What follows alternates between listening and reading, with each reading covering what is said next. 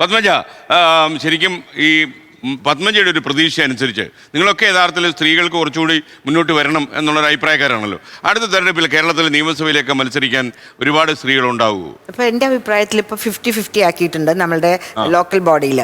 അത് തന്നെ ഒരു വലിയൊരു മാറ്റമാണ്. കുറച്ച് ബാക്ക് സീറ്റ് ഡ്രൈവിംഗ് ഉണ്ട്, കാരണം ഭാര്യയ്ക്ക് സീറ്റ് കൊടുക്കുക ഭർത്താവിന്റെ സ്ഥലത്ത്, അതൊക്കെ ഉണ്ട്.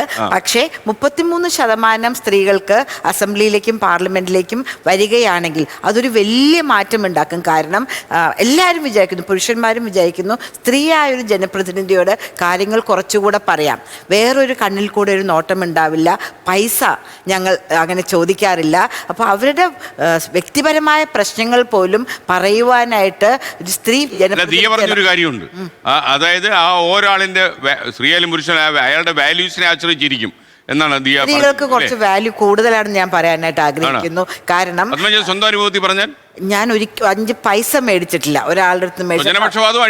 ഇല്ലില്ല, ഞാൻ കൗൺസിലറായിരുന്നു, മെയിൻ ഡിവിഷന്റെ കൗൺസിലറായിരുന്നു കൊച്ചിൻ മുനിസിപ്പൽ കോർപ്പറേഷനിൽ.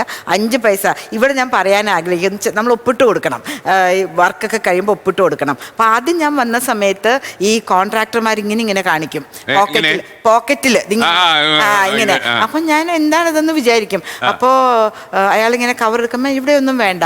അപ്പോൾ അങ്ങേര് പറയും ഡ്രൈവറെ കൂടെ അയക്കുമോ, അല്ലെങ്കിൽ എൻ്റെ സ്റ്റാഫും കൂടെ പുറത്തേക്ക് വരുമോ. അപ്പം അതെന്താ താങ്കളുടെ കാറിലല്ലേ വന്നിരിക്കുന്നത്, താഴെ തന്നെ ഓട്ടോ കിട്ടും, അല്ല കവർ അദ്ദേഹത്തിൻ്റെ കൊടുത്തേക്കാം.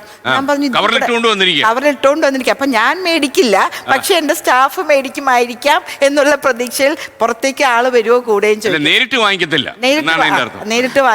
ആരെങ്കിലും കൂടെ അയക്കുമോ. അപ്പൊ ഞാൻ അതിന്റെ ആവശ്യം ഇവിടെ ഇല്ല, ഞാൻ കോർണർ ഏറിയും കിട്ടുന്നുണ്ട്. ലോകത്തെവിടെയായാലും ഏത് സമയത്തും 24 വാർത്തകളും ഓഗ്മെന്റഡ് റിയാലിറ്റി പാക്കേജുകളും എക്സ്പ്ലെയിനറുകളും വിശദമായി കാണാൻ ഞങ്ങളുടെ യൂട്യൂബ് ചാനൽ നിങ്ങൾക്ക് സബ്സ്ക്രൈബ് ചെയ്യാം.